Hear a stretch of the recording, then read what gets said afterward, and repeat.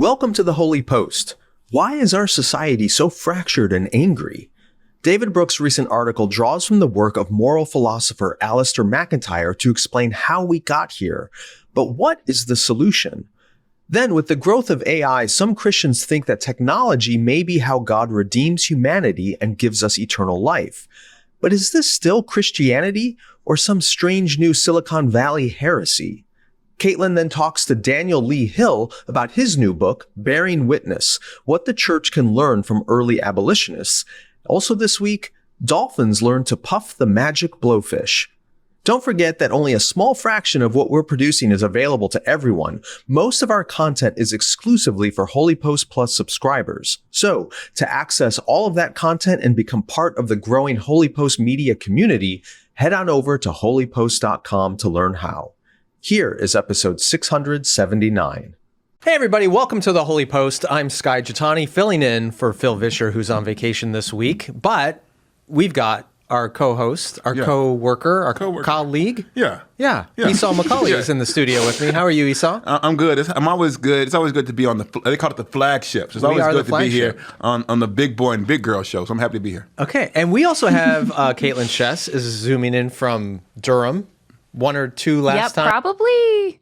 I think maybe the last time. Maybe second to last. Second to last time. Before I'm there in person all the time. You moved to Wheaton and join us in studio. We also have, once again, a studio audience, a small studio audience, but a studio audience. We have the Bridge Program students here from Wheaton College, led by their director, Theon Hill, our friend, your colleague at Wheaton College. He's one of my best friends on campus. Hi, everybody. Thanks for joining us. Shout out to the Bridge. And there was an uproar. I was going to use a bunch of like 90s reference. There you go. 90s hip-hop references. Like there's a song called The Bridge Is Over, but we'll leave all of that alone. All right, we'll leave that alone. Here is the theme song. What's the news that you like the most? Who's your favorite podcast host? If it's breakfast, get your toast. It's Sky and Phil and the Holy Post. Sky and Phil and the Holy Post. And sometimes Kaitlyn. This episode of The Holy Post is sponsored by our friends at World Relief, who have a special giving opportunity you should know about. If you've been listening to the show, you know the global displacement crisis is growing. Right now, more than 122 million people have been forced to flee their homes, more than ever before in recorded history. Even while you're listening to this episode, families are escaping war zones, political violence, and natural disasters, sometimes with only a few items they can carry. Parents are struggling to find food for their children and are wondering where their family will find shelter tonight. That's why World Relief invites you to join The Path, a community of monthly givers faithfully committed to creating safety, shelter, and belonging for families like these. Monthly giving provides consistent, life-changing support, things like emergency aid, food, water, shelter, job training, and long-term resettlement services. And during the month of June, your first monthly gift will be matched, dollar for dollar, up to $20,000. Don't wait. Visit worldrelief.org/holypost to start your monthly gift today. That's worldrelief.org/holypost. Today's episode is sponsored by Our Place. You're trying to eat healthy, right? Are you trying to cook healthy? I mean, is your cookware part of the problem? Most cookware still contains harmful forever chemicals, where a single scratch on a non-stick coated pan can release 9,000 particles of plastic into your food and into you. Our Place makes high-performance, toxin-free cookware. You can cook without worrying that the coating on your pan is going to end up in you. Plus, the cookware from Our Place is gorgeous. Great design, awesome colors. You've got to check it out. Our Place has a 4-piece cookware set that can overhaul your entire kitchen. The set includes 2 multifunction always pans and 2 perfect pots in mini and full sizes that replace a whole stack of cookware. And buying them together saves you $150. So stop cooking with toxic cookware and upgrade to Our Place today. Visit FromOurPlace.com/holypost and use code HOLYPOST for 10% off site-wide. With a 100-day risk-free trial and free shipping and returns, you can experience this game-changing cookware with zero risk.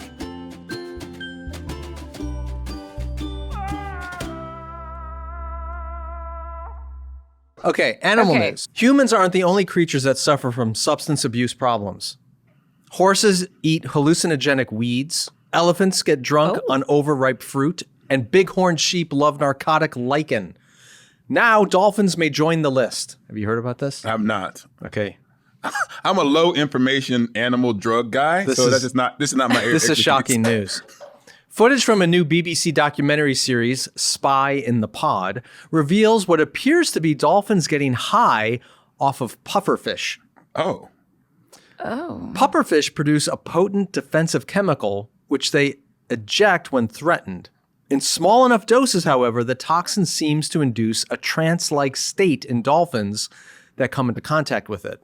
The dolphins were filmed gently playing with the puffer, passing it between each other for 20 to 30 minutes at a time. They were puff. Exactly. Unlike, and this is very different from their normal posture with fish, which they tear apart immediately. They eat. I just think the puff pass was a better joke than you got. I know, I get it. Okay. I Puff the Magic Dragon. This is Puff the Magic Fish. There we go. I got it. We're going. Keep going.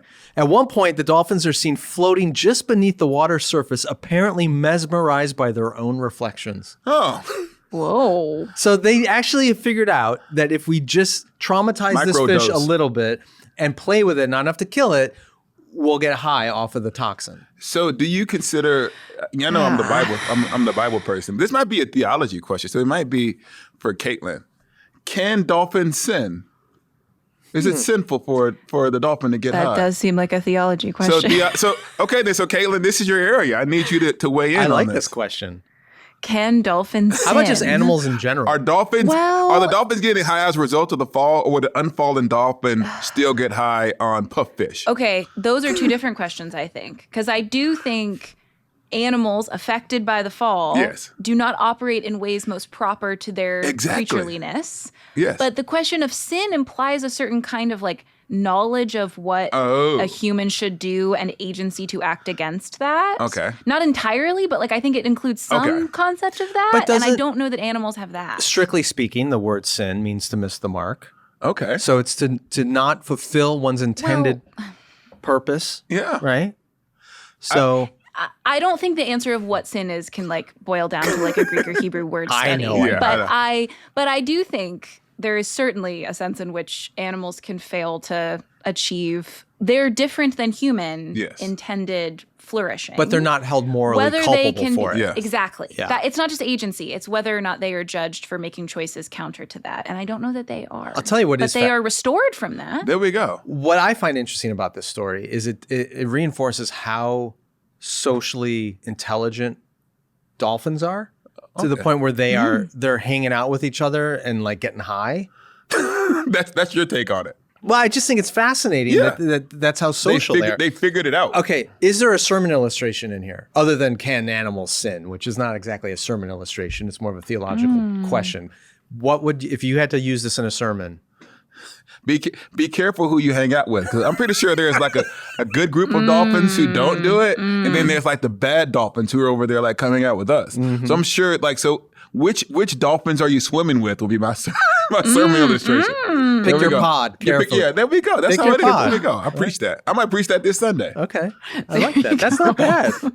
That isn't bad. Yeah. No. Kaitlyn, anything better? I mean, maybe something, I don't think it's better, but maybe something about like, even like in Romans when it talks about creation groaning, or like even creation is responding to sin in this way. I think you could be like, even the animals are looking for some way out of the suffering that we even experience on this earth. Out. They are trying to like numb their experience. They're looking for a certain high that is counter to like facing reality as it is and seeking goodness and faithfulness even amidst the difficulty. We all face that temptation to like seek an artificial high or numbness instead of like the goodness that God offers us. The dolphins got to face the fall. We got to face the fall. We can't numb ourselves to it. We got to face it. You have to think this isn't good for dolphin survival. Like if you're No. contemplating your own reflection in the water, you're not going to be Aware of the shark? exactly. You're not going to miss the predator. You're going to miss the predator that's after you. Yeah, I like the fact that we deal with the big issues here. We do deal with the people big who issues. meandered onto the podcast wondering about the fate of dolphins. We nailed it. I'll tell you, this is another reason why we should not take our moral cues from the animal kingdom. Oh, yeah. I have heard, this is maybe TMI, pseudo-Christian podcast, Yeah. drawing from the primate behavior Okay. to justify various, Yeah. human moral stuff. Oh, yeah. Right? Yeah. And I'm like, Yeah. no, that's not our standard. Yeah. Our standard are no, not no. monkeys. Absolutely not. Okay. Well, that's been animal news. There we go. Animal news. I enjoyed that. Okay. Now, adult human news. There was this article written a few weeks ago by David Brooks in The Atlantic. And I don't want to even say what the title is because I don't want to talk about I don't know who titled this. Yeah. I don't think it's a great title. Yeah, you're right. Right? It's clickbaity. It's clickbaity and it's not really what I want to talk about. The subtitle, however, is the work of the moral philosopher. How do you say his name? Alasdair? Alasdair. Alasdair MacIntyre. But why is it a D? Anyway, British? I don't know. Alasdair MacIntyre helps illuminate some central questions of our time. And I thought it was a great article. It's really fascinating. So let me give you a little bit so people can get caught up kind of what the argument is. David Brooks says that Alasdair MacIntyre, who's a great moral philosopher, died in May at the age of 94. And he kind of tells a story of how did Western culture lose its way. And to begin to tell that story, he goes back to ancient Greece. He says, let's go back to some ancient city, say Athens in the age of Aristotle. In that city, the question, how do you define the purpose of your life, would make no sense. Finding your life's purpose was not an individual choice. Rather, people grew up within a dense network of family, tribe, city, and nation. They inherited from these entities a variety of duties, responsibilities, and obligations. They also inherited a social role, serving the people around them as soldiers, farmers, merchants, mothers, teachers, etc. By being excellent in my role, I contribute to the city that formed me. So he kind of goes on and on about kind of the ancient world thought about virtue and purpose and all of that. Fast forward from ancient Athens, 1,000 plus years to the Middle Ages. Judaism, Christianity, and Islam changed the standards for what constituted human excellence, placing more value on compassion and humility. But people still shared a few of the old assumptions. Individuals didn't choose their own morality. There was an essential moral order to the universe. Neither did they choose their individual life's purpose. That too was woven into the good of their community, to serve society in some role, to pass down their way of life, to obey divine laws. Then, he says, came the 17th century wars of religion. So everyone's murdering each other left and right because they disagree on doctrine or theology or mode of baptism, whatever the issue is. Kind of. Yeah. Okay, I'm not trying to get into the specifics of history. Yeah, I'm just okay, saying, all okay. you need to know is everyone's murdering everybody. Right. That's That's true. But a lot of those people, it's at least important to put this footnote, that politicians were using these religious wars for their Yes, own thank economic you, and personal Isa. gain. Yep. so politicians be playing the game. Yeah. Okay. I would just give them the Kaitlyn cosign. Okay, so in the 17th century, you, this thank you. starts happening, and that is the same time where the Enlightenment gets triggered. He says, Enlightenment thinkers said, we can't keep killing one another over whose morality is right. Let's privatize morality. People can come up with their own values, and we will learn to live with that diversity.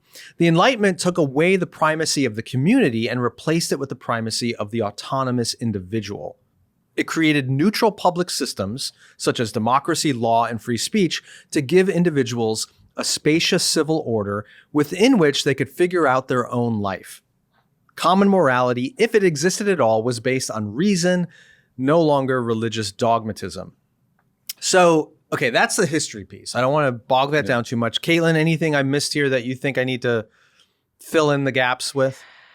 I mean, I just feel like in order to maintain some credibility, I just have to give a note that this is like wildly oversimplified, which he also notes. Yes. It's much more complicated than that. But I do think it's a helpful frame for thinking about how we've ended up where we've ended up. Yes. Yep. Okay.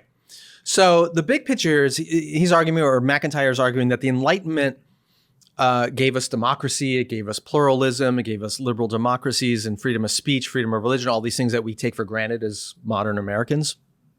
But on the flip side, it led to a sort of individualism where I'm the captain of my own soul kind of thing. I pick my own faith, my own values, my own purpose and meaning apart from the community I'm a part of.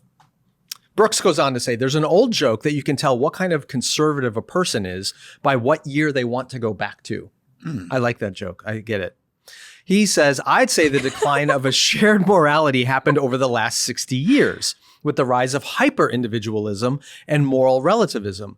MacIntyre, by contrast, argued that the loss of moral coherence was baked into the Enlightenment from its start during the 18th century. The Enlightenment project failed, he argued, because it produced rationalistic systems of morals too thin and abstract to give meaning to actual lives. It destroyed coherent moral ecologies and left autonomous individuals naked and alone. Okay, so David Brooks is saying, we don't have any kind of shared morality anymore, but he looks at the past 60 years as kind of the breakdown.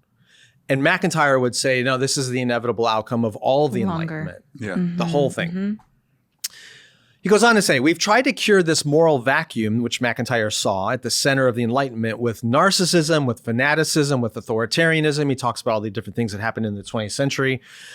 And the cure turned out to be worse than the disease. Today, we live in a world in which many, or even most people, no longer have a sense that there is a permanent moral order to the universe. Okay. So that's the diagnosis. Yes. That we're so hyper-individualized. That I want to do a Kaitlyn hum too, because I didn't like that summary. Not yours, but his account. I'm reading David Brooks. Oh, no. This is not me. Yeah. I love it. I just am so frustrated because I feel like I have been saying this with the exact same references to MacIntyre, including one of the particular quotes that he gives for literal years. And then Sky hears David Brooks says it and he's like, that's brilliant. And I'm like, this is what I've been saying. This is what I've been saying. There we go. Look at this. I didn't realize I'm coming into HOLYPOST beef. I don't know I got to pick mom or dad. Hey, Kaitlyn, if you had said it in an article in The Atlantic, we would be reading that instead. Oh my gosh. So I feel like I want to see if I can say this in a new way that will be interesting to our audience. At some point, we have to stop telling these narratives this way. Because once again, I've done this so many times on this podcast, people think it's like a thing, right? But you can't tell the history of the last 250 years of historical development in the United States or the West and not talk about race. Because if you consider, for example, which even David Brooks does, the beginning of the moral decline 60 years ago, well, what was happening 60 years ago? You know what year that was? What was happening 60 years ago? Subtract 60. What number where are you? We're in the 1960s. Which is the Civil Rights Movement. And so you cannot say to a black audience or anybody who has an awareness of American history that the 1960s was the beginning of a moral decline when black people are freer now. Even now, I get it. It is complicated at this present time over the last 4 to 6 years around race in America. But I'm one of those people who say that we're racially in a better place than we were in the 1960s. So to me, I can't simply say, yes, would I rather go back to the 1960s or the 1700s, the actual slave trade. Right. And so, and one of the things about the Enlightenment is obviously you push God above. You say God created everything and he's separated from, he's the deist. That means God is no longer concerned with the individual actions of people here, which actually justifies the materialistic exploitation of human persons. And so I think we have to at least say, if I'm going to tell the history of cultural decline in the West, I have to somehow account for whatever else happened during this period of other moral declines. There was also expanded freedoms. And also, and I don't want to, once again, and I'm not speaking for women, I'm going to allow the women to have a vote, right? How magnanimous of you. So like, I'm saying, I don't want to be mansplaining here. I'm going to say, I will let the women weigh in on the internet and say like, Esau's crazy or not. I think in general, the freedoms for women are better now than they were in the 1700s. I think you're correct. And so if you're going to make that argument, once again, so if you're going to make this argument, then you have to include some kind of account of during the period of moral decline, there were expanded freedoms for women and for ethnic minorities. And that's not to put aside the current threats to like I'm not saying there's no issues now. I'm saying broadly speaking, there has been expanded freedoms, even if we're in the period of contraction. Okay. I agree. Wait. Caitlin, yeah. I got to jump in. I just think this is so important based on what Esau just said, because I think this is where MacIntyre gets critiqued totally rightly. And I actually think greater attention to racial and gender dynamics would strengthen his argument in some significant ways.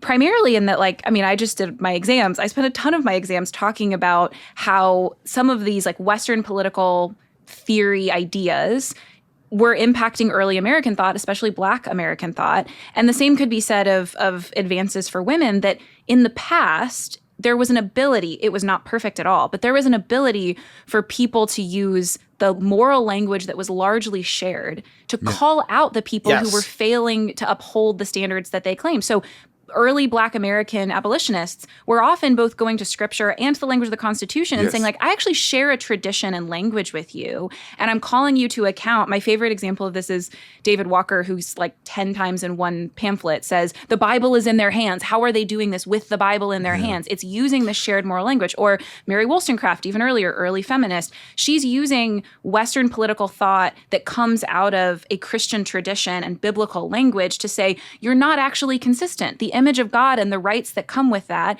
are in women as well as men.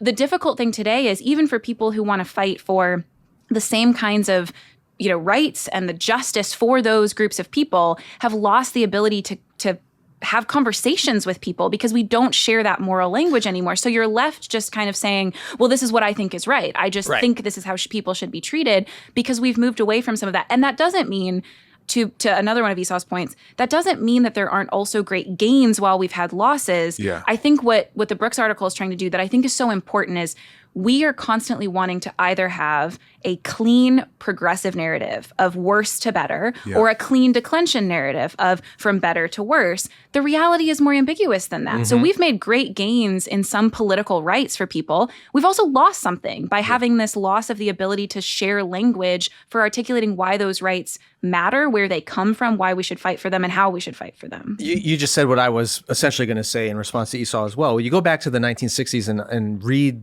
the civil rights movement speeches and documents. Part of its success was predicated on appealing to that shared moral vision, largely from Christianity. So, and I agree with that. What I'm trying to say to you is when you marry a couple of things together, when you tell the narrative, when it would have taken him a paragraph here and a paragraph here to make the very points that both of you made, when you leave those things out and then you hearken back to a past, then the people who were negatively impacted by the oppression of the past are going to say, because you didn't actually account for the fact that in the context of this kind of, there was an appeal. So that's the part that makes it feel very frustrating. It feels illegitimate. So granted with those gaps in his history, let's talk about where we go from here, because this is where I think the article gets really interesting. He says this: one of the problems with living in a society with no shared moral order is that we have no way to settle arguments. If no one can persuade anyone about right and wrong, then there are only two ways to settle our differences: coercion or manipulation. So he goes on to say that this leads to an abdication of persuasion in any way. And he says, you do you, I'll do me. None of it matters very much. This is what Kierkegaard called the aesthetic life. I make the choices that feel pleasant at the moment, and I just won't think much about life's ultimate concerns.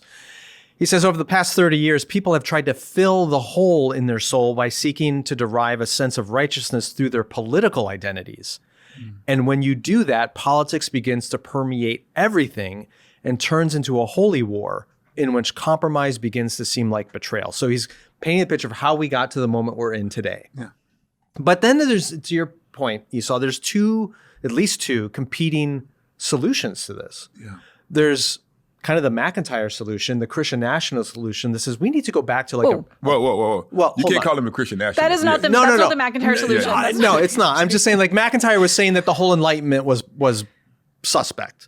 Right? Yes. He wrote many other books about a solution, though, that are not that at all. But he's calling into question Enlightenment values. I think what you're trying to say is that both MacIntyre and Christian nationalism question element. Oh, sorry, Kaitlyn, go ahead.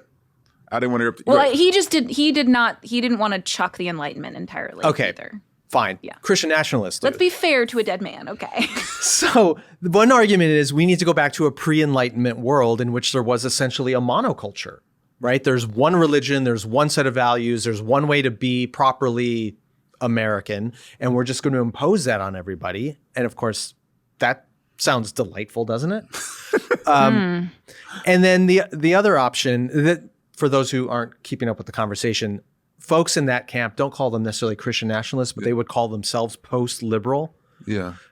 Liberal in the classical sense of the word, meaning freedom of speech, freedom of conscience, freedom of religion, all those kinds of things. They say, no, we got to move back to a centralized vision of, as Brooks puts it, faith, family, and flag. And he says, Brooks is obviously not in favor of that. He believes that just leads to brutal authoritarianism. He advocates for a different way. This is what he says. We're not walking away from pluralism, nor should we. In fact, pluralism is the answer. The pluralist has the ability to sit within the tension created by incommensurate values. A good pluralist can celebrate the Enlightenment, democratic capitalism, and ethnic and intellectual diversity on the one hand, and also a respect for the kind of permanent truths and eternal values that MacIntyre celebrates on the other. He doesn't really get into what all that looks like practically. But here's my takeaway. And Kaitlyn, again, this is your area. You're the one who just took all the tests. Yes. It feels to me like in order for a free liberal society to exist in which we give each other all the freedom to have different values and agreements, to have a liberal society exist, you actually need it to be built upon illiberal institutions. And what I mean by that are things like families. Families are not liberal. Yeah. Right? They're not democracies. Churches, they're not liberal either. We to be a part of this church, you need to believe certain things, right? Yeah. The military, different organizations that are schools in many cases are not liberal organizations because you submit to the authorities that are above you, things like that. But as those illiberal, smaller institutions break down, the family perhaps being the most important one, you also lose the ability to have a free, broader society. Yeah. And that feels to me like what Brooks might be arguing for here is we need to strengthen our smaller, illiberal institutions in order to maintain the broader liberality of American society. And if you don't do that, you're just feeding fuel into the fire of people who want to go back to pre-Enlightenment theocracy. I so appreciate that Brooks took a really difficult to read book like MacIntyre's After Virtue and tried to write it in a way that like still not everyone, but like the kind of people who read these kinds of articles can understand. But MacIntyre wrote a lot of other books. After Virtue was like his big breakout kind of success. He was not, I don't believe he was a Christian at all at the time he wrote it. He became Catholic later and his philosophy changed over time. But one of the things I really love about him, and yes, I did a lot of my exams dealt with him as well. He's like a very significant figure in Christian ethics, which is what I'm studying. He wrote a lot, and I don't agree with everything he ever said, but one of the things I really appreciate about him that meets some of what we're talking about is recognizing a diversity of traditions and the traditions that we ourselves come from and learning to speak well from within a tradition with other traditions. Like, I think the best vision of a pluralistic society that is not supposedly neutral and valueless and kind of strips us of everything distinctive, religious and philosophical, and asks us to leave that all at the door and have purely rational, which is all of this impossible, conversations with people who also come from nowhere and believe nothing. And the alternative to that is to say, I come to my public life from a particular tradition and I speak in the language of that tradition, but I am, to use Christian language, hospitable to those who come from other traditions and want to learn from them and believe that's possible. But the alternative is not either coercive, dominant of just a single tradition or just value neutral, nothing is, nothing specific or distinctive, but being able to say we all bring different traditions and come from different traditions. And one of the insights MacIntyre had that I thought was so helpful was not just that we've lost this shared moral language, but that none of us even recognize that we come from particular traditions and that itself is a detriment to productive conversations with people who do come from traditions that are different from ours, because we just assume we're all humans and humans are all basically the same. And so I'll just use the language natural to me and it should be exactly the same language that you use. And then that's why those conflicts become just completely irresolvable. Isn't that what Brooks is talking about with the hyper-individualism? Is that when you no longer even see yourself as part of an institution or a tradition, whether that be ecclesiastical or religious, church or family or heritage, like if you just are an isolated individual, then there's nothing to put any boundaries on your hyper-individualism. And you can't have a functioning society that way. I think that, I basically agree with Kaitlyn, But one of the things that I have tried to do in my own work is to actually say that I am from somewhere. And one of the things that was probably most transformative in my career is that I used to try to write like I was from nowhere. Mm-hmm. And I felt like I was really bad at writing from being from nowhere, but I was pretty good at talking about the Black South that shaped me in a way that it influenced me. And also, I adopted a tradition in my adulthood that I fell in love with the Anglican way of being a Christian. And so those two things, depending on what day of the week it is or what's happening, are what I present to the world. But I try to offer them as gifts, right? One of the things I say is that like Anglicanism isn't the be all. Like we can be snobby as Anglican Christians. I try to say like, here are the potential flaws. And I think, and not just that, even in the Black church, like we don't do every single thing perfectly. And so what I try to do, and not to make myself the hero, is try to be self-reflective of the culture that I'm in. Mm-hmm. But one of the things that you will notice though, the people who are most assertive about denying social location assumes their location is universal. And it's not just everybody thinks they're from nowhere. It's like the default is to end up in the majority culture. And part of resisting that is to say, hey, this is where I'm from. And the interesting thing about this is that one of the things that marks at least what is so formative for me about like the Black church context that I come from, that I'm consistently offering to people to say, use this, is our clear-eyed statement of the problem in the context of optimism. So we're always saying America is as broken as people have often said it is. But we look to the Constitution historically during the abolitionist movement, and we look to the Bible. I mean, not those things are equal things, but in American politics, obviously, you're going to appeal to the Constitution, and we say we can be better. And that distinctive combination of clear-eyed assessment of what is happening in America with an optimism is, to me, particularly useful in a context where people are saying we no longer appeal to higher moral goods. Okay, so but what you're just demonstrating there, Esau, is the ability to both be from someplace, whether it's a tradition or a location or whatever, be from someplace and be self-critical of that place you come from. Yeah. It's to say, here's what's really good and beneficial, here's what isn't so good, and then be in dialogue, hospitable dialogue, to use Kaitlyn's idea, with the other cultures with like the last piece that I wrote in The Atlantic, when I was talking about some of the ways to which endorsements work. And I talked about the fact that I don't think that like politicians should speak from the pulpit in any church. And that's not something that's universally held in Black churches. And so that's just me of saying, I understand why. Mm-hmm. Here's the historical context, but I still think there's ways we can do those things better. I think that's part of what it means to be a part of a tradition, that you're not just a cheerleader, but you are an appreciative, critical voice from within your own tradition. But see, this is actually what I think is one of the great strengths of our American context, is because there are so many different cultures here, and we're exposed to those cultures, it gives you the tools to be self-critical of your own. Yeah. And there's a reason why the places that have the highest levels of antagonism towards immigrants are the most homogeneous communities that have no immigrants, because they're not exposed to anyone differently than themselves. And so they don't possess those self-critical tools to see how traveling or going to different cultures or having relationships with people in different cultures and traditions equips you to be, frankly, more humble about your own identity and culture. But anywho, glad we solved this one. Kaitlyn, final word on this story?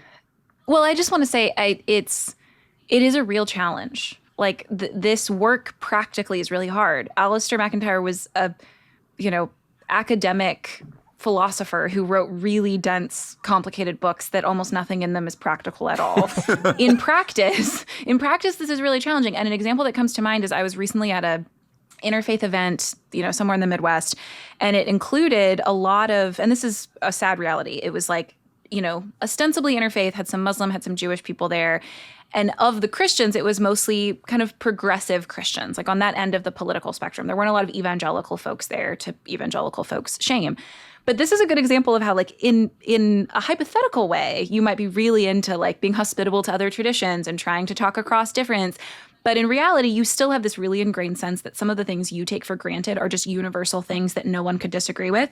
Because I watched a lot of these progressive white, Christians who wanted really badly to say, I want to value the contributions of my, Muslim friends here and my Jewish friends here, really didn't know what to do when some of the Muslim leaders there don't touch women, like won't shake their hand when they're involved in something together. that's such a good example of both recognizing like you thought this was universal, right? Like women and men and how they relate and how women are valued or conceived to be in public is a universal thing that no reasonable person could disagree with. Well, here you go. Here's someone coming from a rich, long, thoughtful tradition that thinks very differently about how men and women should relate and women's roles in public than you do. That presses on your ability to actually withstand the fact that our traditions are different and I want to honor yours and respect you anyway. When I both like really struggle to respect that and also assume that my perspective on this is just universal and you're the aberrant, strange one, working really hard in that context to say, I really disagree with you and I think it matters and it's an important thing and I'm trying to speak from my tradition and say, there are distinctly Christian reasons I think the things I think about gender and how women relate in public and they're different from yours and we need to dialogue on them. It's easy to talk about this when you're talking about something that has no stakes or is a purely hypothetical issue and go, oh, let's just really dialogue across difference when it comes to something that I have no stake in. When it comes to something like this that's really important and personal and intimate, that's when it really tests how willing are you to actually try to, for the sake of your larger community, and for Christians, for the sake of your faithfulness to God to serve your larger community. Are you willing to dialogue with someone that you think believes something really deeply wrong? And ironically, it sparks some conversations in this particular interfaith group with some of the more progressive Christians of, could you actually have this kind of dialogue with a really conservative Christian? And some of them went, I can't even talk to those people. And it's like, well, we have to find an ability to say, even if you are coming from a tradition, and it might not be that old of a tradition, but you're coming from a certain place, I might find some of the things you believe and the place you're coming from to be really morally wrong. And I still, for the sake of this community, need to find a way to honor where you're coming from, to be honest about the fact that I'm coming from a particular place too. It's not universal or obviously true. And try and find some compromise and common ground for the sake of our larger community. Well, that's the challenge in front of the entire country. Is how do we do this? Yeah. Okay, I got one more story I want to tackle before we're out of time today. It comes from Russell Moore in CT. He wrote a piece called "An Image of God for an Era of AI." He says, we are on the cusp of what some are calling an axial decade, in which advances in artificial intelligence may spur on the contemporary equivalent of the axial age, when the emergence of literacy transformed the way human beings exist in the world. And he says, the church is not ready. The root of our unreadiness is not that we don't adequately understand what a chatbot is, it's that we don't sufficiently understand what a human being is. The crisis of our age is a radical reducing of human life to a flow of data and information, so much so that some tech pioneers suggest eternal life can be achieved by uploading our minds to a digital cloud. Douglas Rushkoff describes this mindset as the belief that we can code our way out of this mess. This article struck me because it's coming just a few days after Peter Thiel was interviewed by Ross Douthat in the New York Times. Peter Thiel is a tech titan, big Silicon Valley guy, huge funder of Donald Trump. He basically created J.D. Vance out of the ether. He's also a Christian, claims a Christian identity anyway, funds a lot of Christian stuff in Silicon Valley. But in that interview with Ross, he was asked the question, and Drew and I talked about this on the SkyPod on Friday. He was asked the question, you want the human species to continue, right? And he actually hesitated. He couldn't answer it right away. And it led to this broader conversation around transhumanism. So what I have learned in the last couple of weeks is that there's like a Christian movement within transhumanism. Have you guys seen this stuff? Yeah. So transhumanism, and I'm not going to get this quite right, but it's basically what Russell Moore is describing here in this paragraph, this idea that we can code our way out of this mess, or that human beings can either significantly prolong life or even make it unending through technology. Either, uploading your brain into a computer or replacing our finite human bodies with robotic bodies in some way that keep our consciousness alive, whatever. There's various theories on how this could happen. And Peter Thiel and some of his Thiel or Thiel? I don't know. Some of his group basically are arguing from a Christian point of view that maybe this is how God fulfills the promise of eternal life, is through the technology that they are building in Silicon Valley, and that they're participating with God in the redemption of human life by creating these technologies. And I mean, Russell's piece is worth going through in greater depth, but I want to get your guys' take on this, because I got in trouble.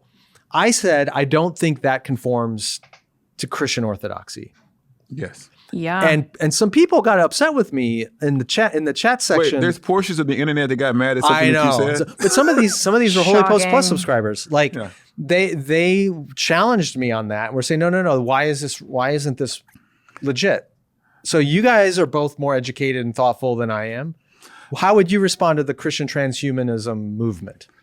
Well, one of the things that you recount all over the Bible is God basically checking humanity. Like, where were you when I created the foundations of the world? Who is it who calls the end from the beginning, who makes darkness light and turn? Where were you when I made Pufferfish to get dolphins high? He said, so, and one of the things that is also true is that whenever you think about how prophecies are fulfilled, they're always surprising. Mm-hmm. So you can read the entirety of the Old Testament and no one said, you know what, I'm pretty sure that the second person of the Trinity is going to become flesh and bring about the redemption through his past. So the idea that we can read off the pages of Scripture and then plot out God's response and then help him, it's literally the Abraham story, right? And so like there's so many examples in the Bible where we try to engineer God's fulfillment of his promises, and it's always failed. What we can do is recognize our limitations and bear witness to the coming kingdom. It's never our job to establish the kingdom. So I think at the core of it is simply human hubris that we can accomplish the ways of God on our own. It's actually what was in the Garden of Eden. You will be like God. And so the human attempt to fulfill that which God himself said he would do as cooperators is the biggest consistent folly in human history. Kaitlyn, I want you to respond to that too, but how far is too far then? So what I mean by that, you familiar with the old Greek conundrum, the ship of Theseus? Mm-hmm. No. Okay, so it's this argument. You have a. Are we going to go to a second argument off to the? You have a ship, this ship of Theseus, and it's on a long journey, and some of the you keep replacing one piece of the ship after another on the journey, and by the end of the journey, the entire ship has been replaced. Is it still the ship? Is it still the same ship? So, I mean, we have seen massive improvements in science and technology and medicine to the point where we can, grow tissue and replace organs. And so their argument is essentially, well, why can't we just continue to do that to the point where we so improve the human body that it can live for 200 years or 300 years, or through genetic engineering, we don't even have these diseases anymore. Like, at what point do you cross the line and go, no, I'm sorry, but you are now beyond proper ethics and trying to fulfill eternal life in a way that is inconsistent with Christian theology? One line I would say is when you try to create Christian eschatology on your own volition is when you've crossed the line. Like I would put that part at the line. Where we move back from there, I'm up for debate, right? But I would just say the attempt to create eternal life by uploading your brain into the cloud, my hot take is past the line. Okay, so we'll let Kaitlyn. Hard agree on that one. That's not hard to disagree with, but there's a lot of attempts to prolong life. Yes. And there's been this debate throughout history. Some people say even any modern medicine is a way of not trusting God, right? Sorry, Kate, go ahead. I don't think it's about trusting God. I mean, I totally agree with Esau's point about just the hubris of thinking that we can engineer something that only God can create. But I keep reading about this stuff and thinking, I mean, along the lines of what Russell Moore said, it's a question of theological anthropology. Like, do we know what humans are? And if we believe, and the early church hammered this out. Like, we decided it was heresy to say that Jesus was not fully human because that was somehow in contrast to him being fully divine. And in the pursuit of making those arguments, we made lots of really important arguments that have continued for all of human history about what makes humans human, and in distinction from what makes a fallen human. So there are things that we could be tempted to think are a result of the fall, that a Christian version of transhumanism would say, well, we're overcoming that. That's a result of the fall. It would be faithful to God to resist things that the fall has put upon us. Mm-hmm. But we struggle sometimes to know what's a result of the fall and what is just human creatureliness. And some of the Christian transhumanists, including some of the academic versions, this is not just an internet thing. There are people who really write seriously about this. Right. I think they confuse human limitation, human finitude, and creatureliness as a result of the fall, as opposed to something good that we were created with. Death is a result of the fall. And yet, to Esau's point, we are not supposed to engineer a response to that Christ is not creating. Actually, we're supposed to be waiting for God to come and redeem and restore all things. But just human limitation, human finitude, we were made as creatures. And like Esau said, the sin at the beginning was trying to be like God to overcome that finitude. That is a good difference between us and God. This is how we were created. So that doesn't answer the question of where is the line, but I do think a different question to ask with any particular technology. I saw someone online say, well, we're not anti-science. Like, we want there to be medicines that treat people, and we want there to be surgeries, and we do. But there are lots of surgeries and medicines that we would still ask, like, is it right to prolong someone's life with the quality that they would have, or with the technology that would require certain compromises? But the question I think we need to ask is this technology, is this medicine trying to push back against some results of the fall? Cancer cells, I think, are results of the fall, or the way that we fall and harm ourselves and need our bones reset, results of the fall. Is it trying to resist those ways that the fall harms us, or is it trying to create humans into something other than they were supposed to be, from creatures into something that's not a creature? Can I jump in with a big theological issue here? I think one of the issues that I think, at least the way that you presented the conversation, is the problem is not death only. The problem is also human sin.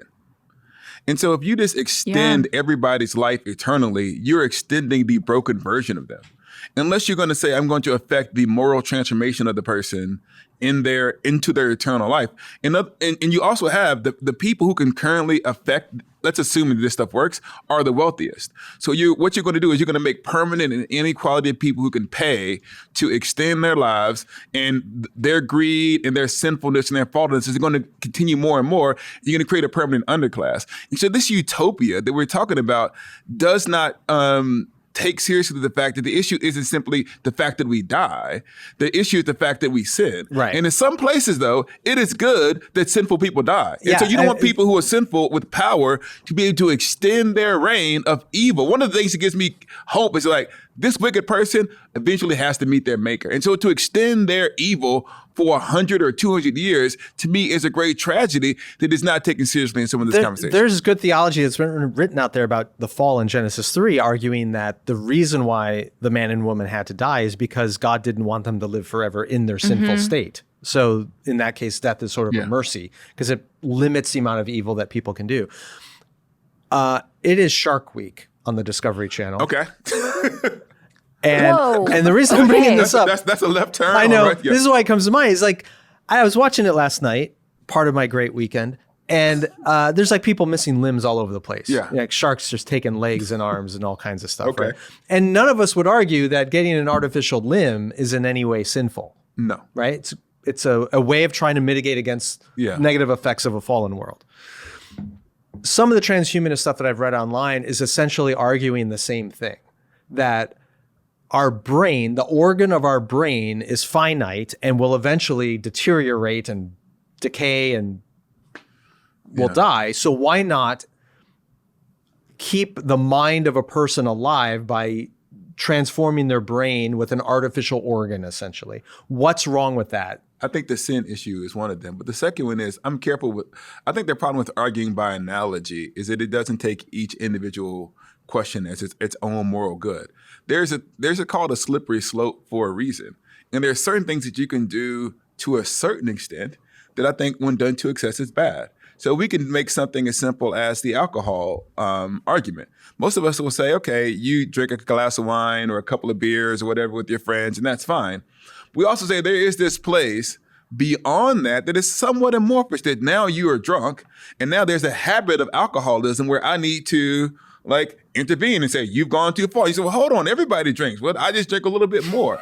And so I think that moral reasoning by analogy, to me, always is a way of eluding the hard ethical questions of the particular thing that you're proposing, which is making a brain eternal. I know. That's an extreme idea. I think where this gets really practical, though, is with genetic engineering and being able to engineer babies to that's a whole avoid certain diseases and things like that. But, oh my gosh, but I it's do going to get think messy. That's a prior question, because I do think that there's a lot I could say about the genetic engineering question. But to your question, Sky, about an artificial limb, one of those is restoring capacity that was intended. Another is extending capacity beyond what humans have had. And I do think that doesn't answer every question, but I think the question of we often reason this way when it comes to ethical questions about humans. We often say things like, well, what would under normal conditions, we have enough data to kind of say what normal human capacities do they have? Could we try and seek to restore? That doesn't mean there's no ethical questions about that. We spent episodes a while ago talking about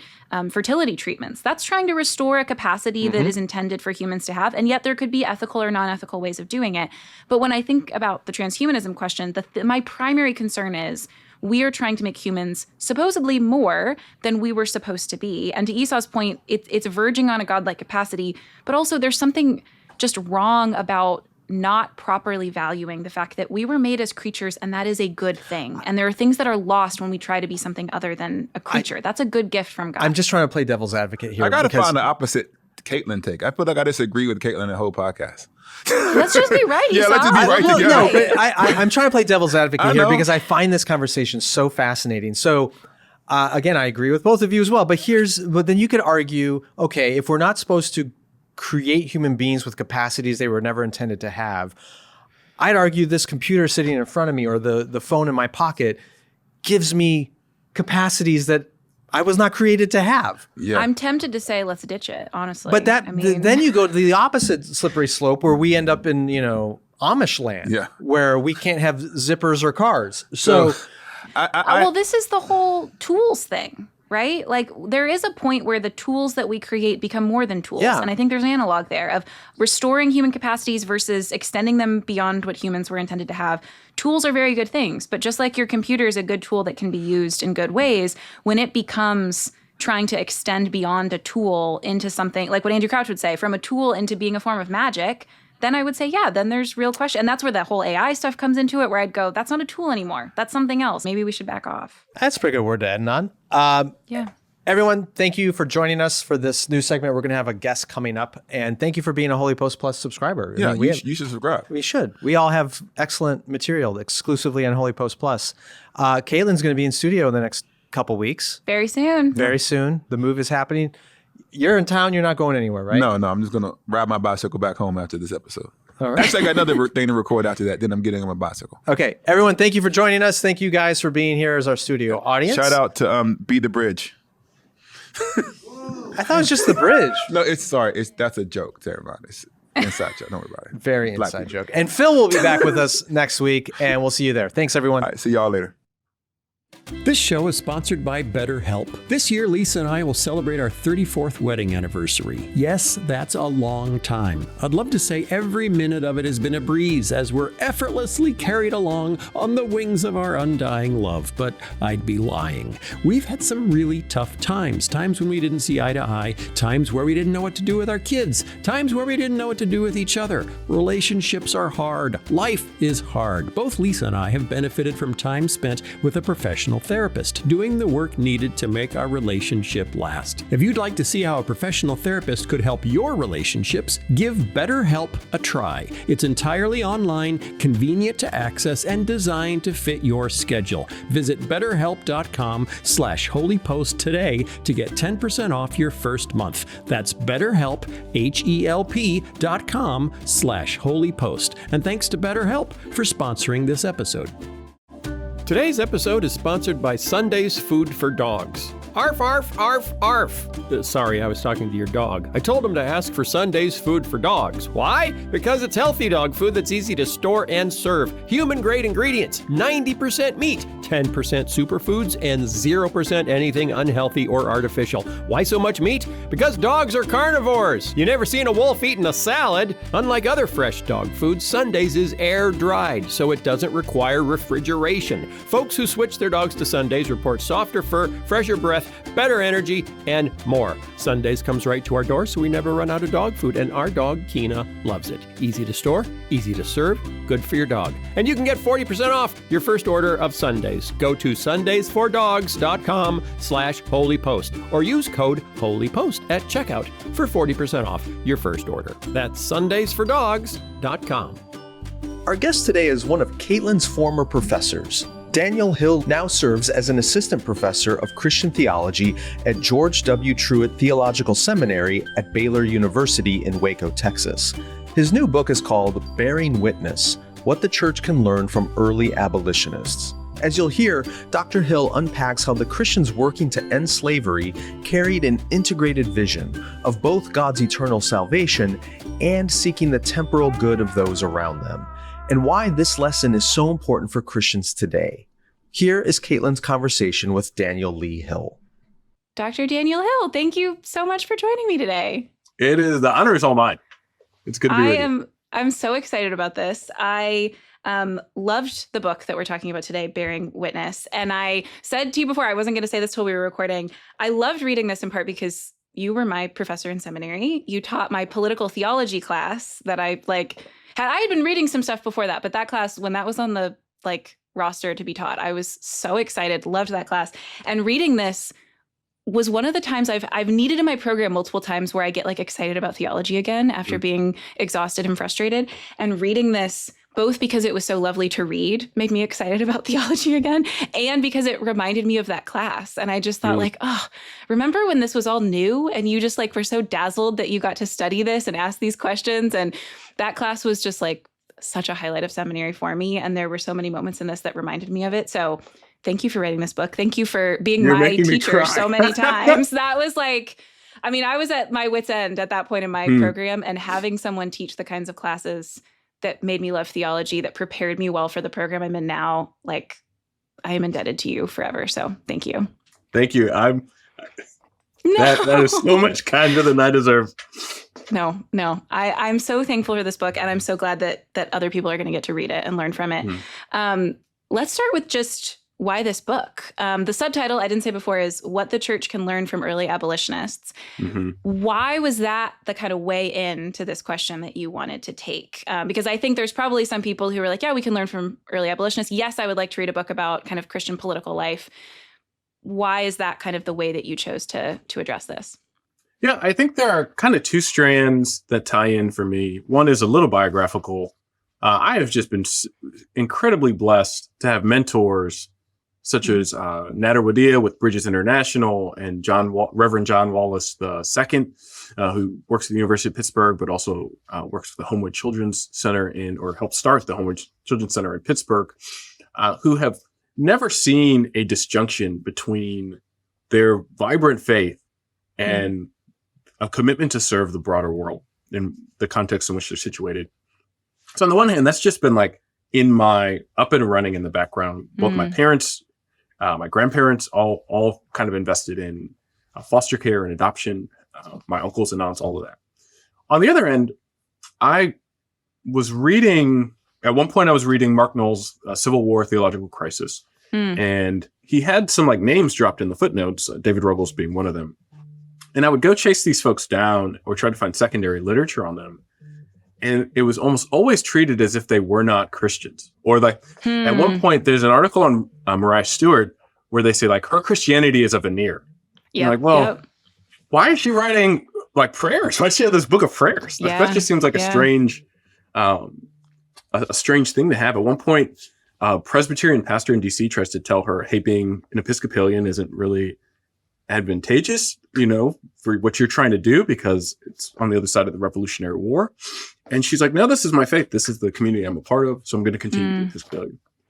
So there are these hints that they have this vibrant faith that they view as tied to what they're doing. And so I wanted to unpack that and see what we can learn from that. But also we sit downstream of that historically and try to recover some of these voices that I think are pretty important. Yeah, I wonder if there are some people hearing the subtitle of the book and they're going, okay, what the church can learn from early abolitionists. And maybe they're thinking, and this could be people on all parts of the political spectrum. They're going, okay, why would we learn from abolitionists? Maybe it's because what we need to learn is how to take an uncompromising moral position against an obvious political evil. And I can imagine people on both ends of the political spectrum maybe being a little excited about this because they're wanting something to really kind of fill them with righteous indignation and give them some kind of motivation for their political goals. And yet, as you were just describing early in the book, you use this phrase, evangelical weapons, to describe the kind of approach that some of these folks were taking. talk to me about why, like, what were their kind of resources for addressing these problems? And maybe how does that differ from maybe some of the resources we think we're looking for today? Yeah, I think David Ruggles uses the language of evangelical weapons, and I think that's really helpful. As a brief warning, this is a little graphic what I'm going to talk about. So he's writing and addressing what he thinks is, and I hope most of us would agree, a very obvious ill in the church and sexual assault. So he's looking at plantations, and he's not the only person to do this. And he's seeing that there are a lot of people who would be considered quote unquote mixed race or mulatto in his language. And he's saying, well, how is that possible? You have slaves, many of whom are married, and they're having children who are not obviously of Afro-American or African descent. And he's able to pretty obviously conclude it's because they're having sex with their owners, their masters, or with their overseers, which is a violation of those folks' marriages and also of the slaves' marriage. And he says, well, the Ten Commandments says, thou shalt not commit adultery. We can hold this up as a mirror, not on like, oh, those non-Christians over there, but on our own lives. Because we're not only engaging in these illicit acts, but then we all go to church together, and husbands and wives take communion together. And sometimes the slaves sit in the balcony and watch everyone take communion. Second, yet how can we have this disdain? We're cultivating a disdain for things that God affirms. And my first instance, and sorry, this is a little bit of a rambling answer, is to be like, well, maybe he's using this as a hyperbole. Maybe he's like using this as rhetoric to rev up support, because I mean, that's pretty revilesome in my opinion. Yeah. But then you just kind of can do a quick little survey of history. There's a college this is not even that much long ago to be history. There's a college in the middle of Ohio, Wilberforce University.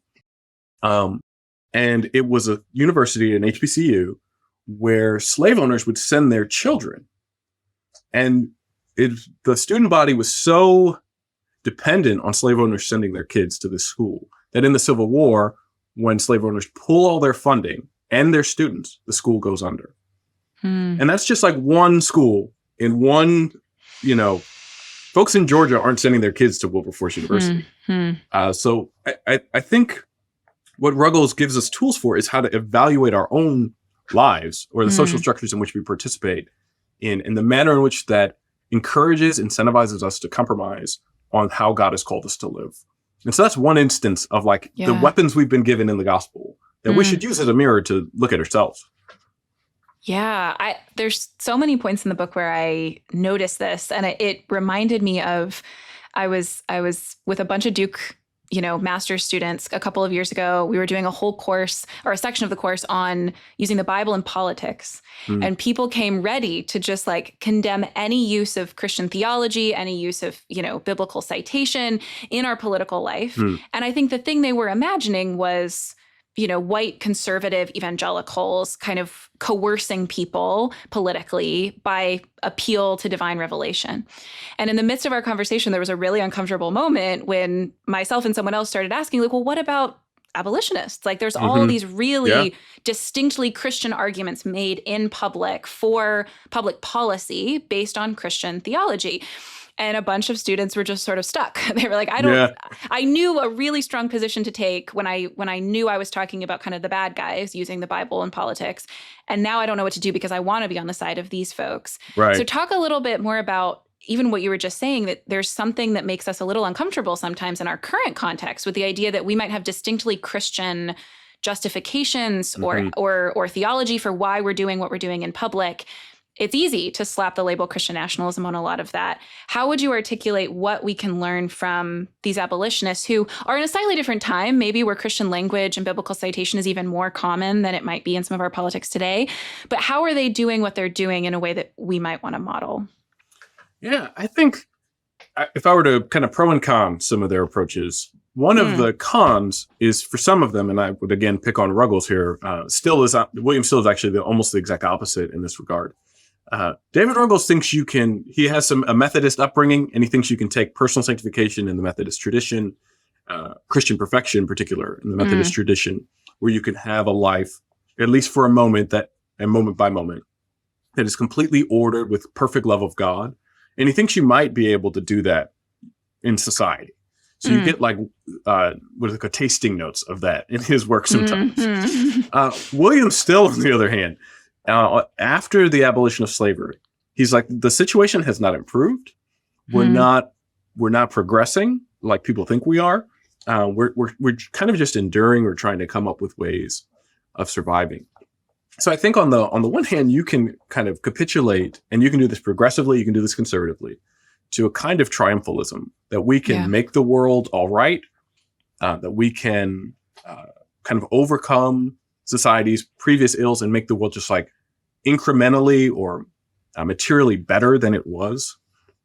And you can kind of err on the other side and say there's nothing we can do at all. We might as when I was in school, there was a phrase sometimes used, don't polish the brass on the Titanic, or why polish the brass on the Titanic when it's sinking? Yeah. I think there's a host of options in between those two extremes. Yeah. It feels sometimes like the options when it comes to our political life are the triumphalism, like this is everything we can, and that could be a progressive or a conservative vision of it, but like we can create God's kingdom on earth.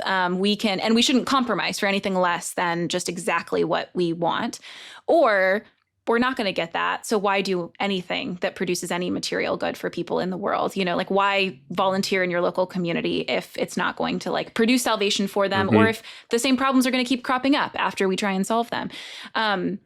Talk a little bit about particularly how the church relates to those kinds of questions, because I love how much you focus in the book, and particularly drawing on these abolitionists, the central role of the church, but not in a way where the church is like completely isolated from the world. Yeah, I think that part of my conviction is that the Lord places churches in the world. And so whether that's here in Waco or in Chicago, the church is there. It's located there, not for the sake of itself, but for the sake of the world whom God in Christ loves. And that means then that we need to attend to that calling for the sake of the world. It's not like I want my parishioner. I know people have a lot going on in their lives. They do. Everyone is tired. Yeah. Everyone is lonely. Everyone is sleep deprived, or a lot of people are. People are stressed out. People are afraid. And I want to recognize that people come to church worn out, looking for hope.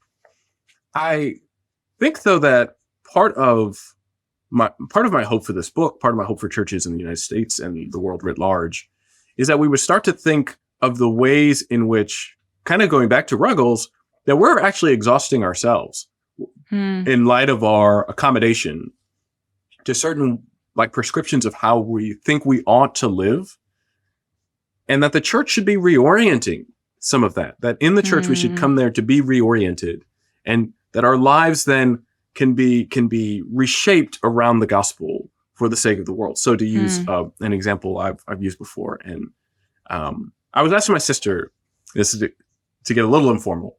We played sports our whole lives growing up. I played soccer, basketball, baseball, track, all the time. I don't have a single friend, never made a single friend from any of those things. My parents drove us all around. We didn't do like travel teams, I don't think, but I didn't have any relationships kind of accrued from that. And my parents did a really good job of trying to preserve like Sunday for the sake of that. But I just think like, okay, so they're trying to kind of do something. They're pursuing a good relationships, or, you know, whatever character can be accrued through sports. Is this the most effective medium for doing that? Like it didn't work for me. It didn't work for my sisters. Didn't work for my siblings. Maybe it's working for other people. We could have also gone to like a nursing home and played bridge with people, or like helped clean someone's house. We could have organized groups to go to nursing homes and sit with people, or, you know, to do after school programs or something like that. And you could still develop, I think, some of the same character traits that you're pursuant of. So I think kind of that in the church, we hear the call of the gospel, and it provides us with an opportunity to respond and reorient our lives around that gospel.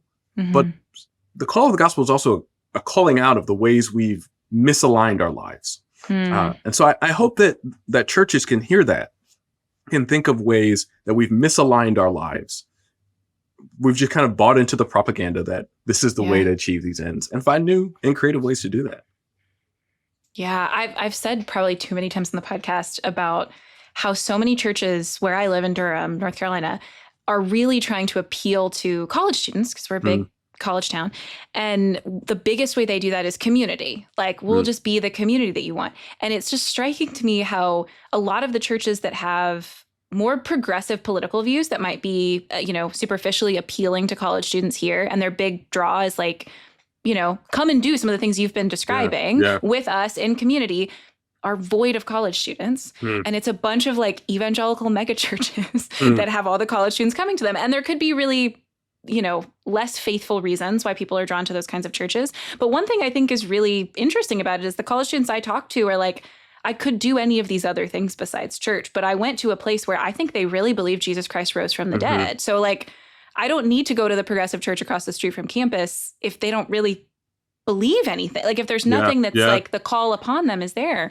Talk a little bit more to us about, I so appreciate that a lot of the book is also, as you've just been describing, about the way that part of the church's public witness is a faithful description of reality. And I think there might be people who read portions of it and go like, it sounds like the church's job is like pretty dour and pessimistic to like tell the world like, we are fragile and fallen, things are not going to get better prior to Christ's return. Like, your feeble attempts at making things better will probably fail. And even if they seem to succeed, there's all these, unintended consequences that could happen. Talk about why that kind of truth telling to the world maybe is just as dour and pessimistic as I made it sound, but maybe is like faithful and hopeful too. Yeah, I'm laughing because someone that we both know and love called me an Augustinian pessimist not 6 months ago. I think, so there's a line in a Derek Walcott, what you said reminds me of a Derek Walcott poem written to a friend of his that died. And the first line of the poem is, "It's what others do, not us, die." And Derek Walcott is not alone. It's this like visceral poem. He has another one that says, "The ones we love are items we return." Set those two lines kind of in contrast. One, the first personal experience of grief, and the other one, like reflecting on leaving friends. I think most of us operate in the world as if we will not die. And that we can do things we can build things that won't die, that the things we like impart to our children are eternal. And this does sound dour. I think the truth of things is that that's not the case.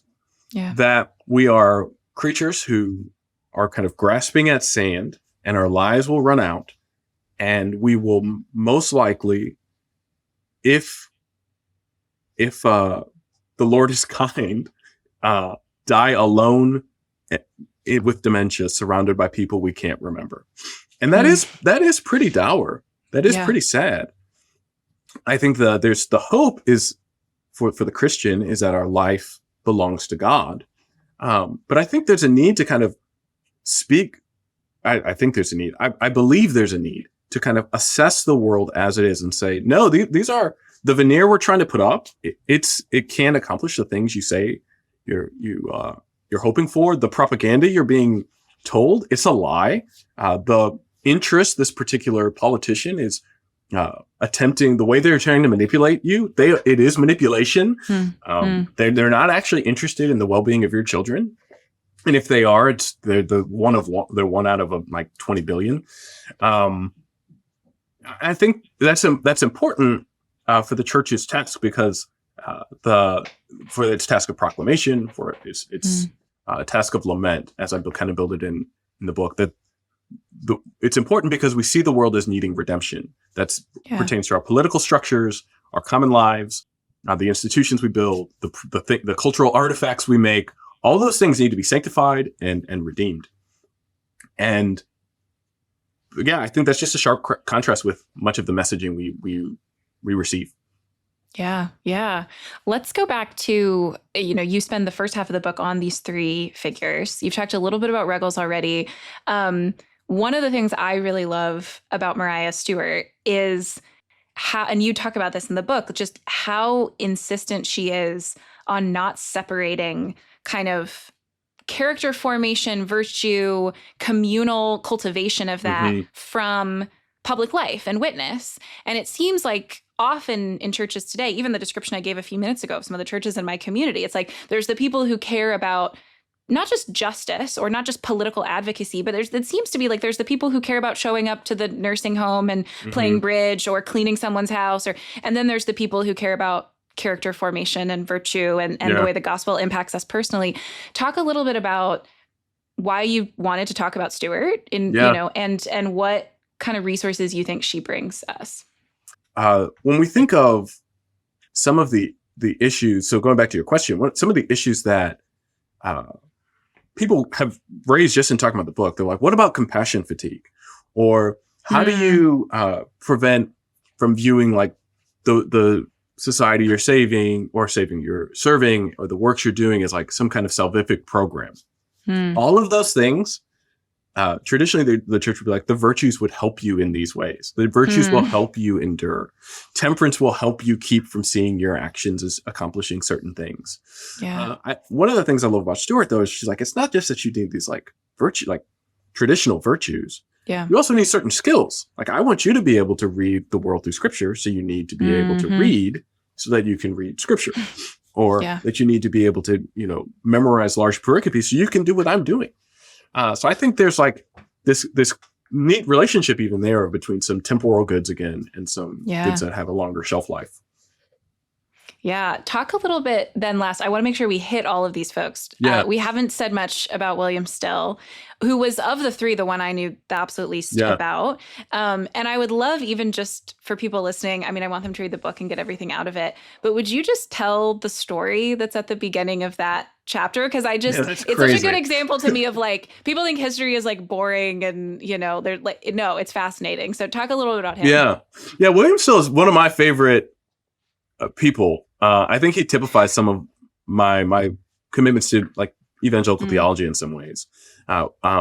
His story is just insane. So his mom and dad are both slaves, and they try to run away, and it's unsuccessful. His mom is recaptured. His dad is successful in getting away from. I think they run away to New Jersey, if memory serves. So his mom then determines to run away again, but she knows that their owner cares more about having male slaves than female slaves. So she is going to leave her two sons behind. Which, just imagine how heart-wrenching of a decision that is. So she leaves these two boys. One of them is named Peter, and they get sold deeper into the South so that they won't be incentivized to run away. Little does whoever purchased them know, Peter is not dissuaded from running away. So he somehow... anyways, I'm going to put a pin in that. William Still then is born to this fugitive woman, and actually it begins a very lucrative career in Philadelphia. He owns like a housing complex and starts working as a clerk for the Underground Railroad. And he's working in this clerk office, and this man walks in to his office and is like describing this woman he's looking for. And he's like, I heard that I have some family in the area. I think they live in New Jersey in this tiny home. I've been, asking around about them. And William Still stands up and says, I believe, sir, that you're my brother. And he's come to find out his brother has run away from like Alabama, come all the way to Philadelphia, and happens to walk into the office of his younger brother, whom he's never met before because he was born after he'd been sold. Yeah. And that sounds made up. No, it totally does. Hollywood movie. Yeah. You would never think that would happen. And the whole family's able to reunite, and it's crazy. William Still then kind of serves as this hub. He writes the Underground Railroad records. Goes to I think 4 editions at least. Wow. And he's just recounting all the people who are passing through Philadelphia. It's about almost 1,000 people. One of the things I love about him is he does not put himself into the story. So you only know of his involvement through the letters that people write to him and his wife. Well, they're like, thank you so much for housing us. Tell your wife we said hello. And you're like, oh, that means you probably were staying at their house. Yeah. And he also serves as a communication hub. So he's helping people get through, and then he's sending letters back to their family. And one of the things he's trying to do is record all the details about them. What do they look like? Where are they going? and I believe part of the aspiration in the background is the fact that his brother was able to find him and his mother. Yeah. He wants that for other people as well. Wow. Talk a little bit about, and you draw from him a few times throughout the book later. Yeah. We've talked a little bit about like our ability to rightly describe the world and our conditions in it, but you draw on him to talk about kind of memory and history, and not just, biological and familial connections, but our larger like communal connections. Talk a little bit about what the church could learn from the work that he does, but also kind of the legacy that he leaves. Yeah, I think still one of the, I guess two of the things that I think are really important to think about is how he thinks you have to anticipate what people need if you want things to be different. I have a pastor friend of mine who works in Chicago, John Kelly, shout out to him, who works with folks who have been released from incarceration and helping them transition back into life as a citizen. And if you think of like, let's say you've been in jail for 15 years. 2010? Life was so different in 2010. I think I wasn't even in college yet. I think I just gone to college. Facebook was just starting to boom. People had, what's the Sidekick cell phones? Yeah. There's no such thing as a smartphone and iPods. Yeah. I think like the world was so different than it is now. How is that person going to re-enter society? What skills do they need? It's going to be difficult for them to find housing because people are going to look at them and say, you don't have any record of housing for the past 15 years. Who's going to hire them? People are going to look at them and say, you don't have any employment history unless, you were incarcerated recently. Can I trust that you'll show up to work? Yeah. Yeah. William Still would say, well, you should, the church, the Christian, can anticipate that these will be needs of folks who are released from incarceration. We can provide resources anticipating that people will come out in need of these opportunities. And there are churches who and Christian organizations that are trying to do that kind of thing. Yeah. So I think that's one thing that's important to take away from him is like, we should be able to just look around us and say, what will people need? How can we provide those things? A second thing is he thinks it's important to remember the past. At one point in one of his prefaces, because there's 4 different ones, he says the race cannot forget the rock from which it was hewn. And I think for Christians, evangelical Christians, we come as William Still's descendants, as Stewart's descendants, as Ruggles' descendants, all of us, not just me. We shouldn't forget them, the rock from which we've been hewn, and that the ways they challenge us to re-envision how we can act politically, the ways they challenge us to think about how we can serve people who are marginalized and excluded from participation as full citizens, if you will. Yeah, there's so much more we could talk about in the book, but I knew that one of the last things I wanted to ask you was just, this is such a beautiful work of theology, and I hope that people pick it up and read it. And I also can imagine someone listening to our conversation thus far and going like, okay, how would Dr. Hill imagine this kind of truth, this description of what the church is and the church's witness, the church's call in the world, what God is doing in the world and promises to do in the world? What would that look like if there was a church in some part of the country that like believed this way and wanted to act this way? What would that look like? Like, what would you see if you walked in those church doors? What would you see in the lives of the people there, even when they were outside of those doors? Like, how would what you have written here, if this was actually what we believed, how would that change the life of a church? Yeah, I think I've been asked kind of a version of this question, and I think there's like, no one talks like this, but there's low-hanging fruit and high-hanging fruit. No one ever talks about high-hanging fruit, but there is high-hanging fruit. Yeah. You might think of like fixing Houston Independent School District or Chicago Independent School District as pretty high-hanging fruit. I've worked in public education. I couldn't even tell you all the parties that are interested in that and who you have to, move to get significant change. That's pretty high. I think on a lower scale, though, you might see folks who think of the things that they want for their children, the things that they want for their grandparents or their parents, and are trying to find ways to provide those for the people who live in the neighborhood across the street or on the other side of the train tracks. So it might look like a group of people organizing chess classes for after school so that folks have something to do that isn't taking a toll on their brains like football would, that kind of helps them develop analytic skills. And so they say, we're gonna try and teach chess after school, or we might try to start a new school that has diverse funding, like the Field School in Chicago or the Oaks in Indianapolis. You might see folks who are committing to visiting folks in memory care and kind of welcoming them back into refusing to view them as not a part of our public. So maybe they're just going and sitting with people or playing music for them or playing, I think I mentioned like playing cards with them.